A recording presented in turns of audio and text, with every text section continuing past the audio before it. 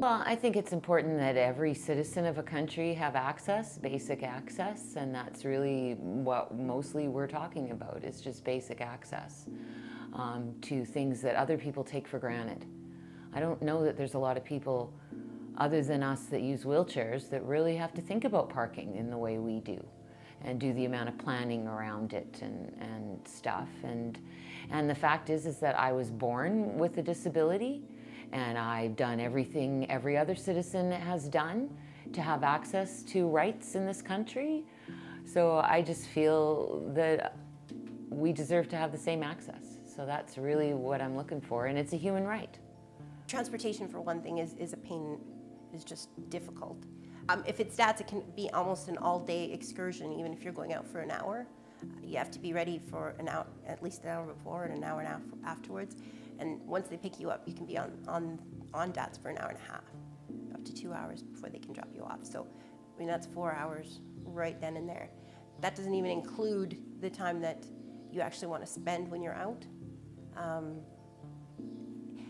Then once you actually get out, and I mean, there's public transit as well, which in the summertime is wonderful. In the wintertime, it's a little more inaccessible just because they're not shoveled. So with a power chair, you get stuck really easily.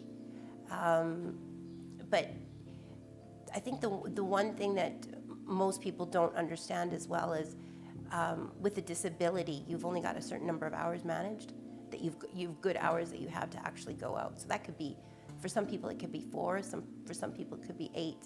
But if you have to spend 4 hours of that time trying to get ready to go out, it can be kind of difficult, and that's just one way.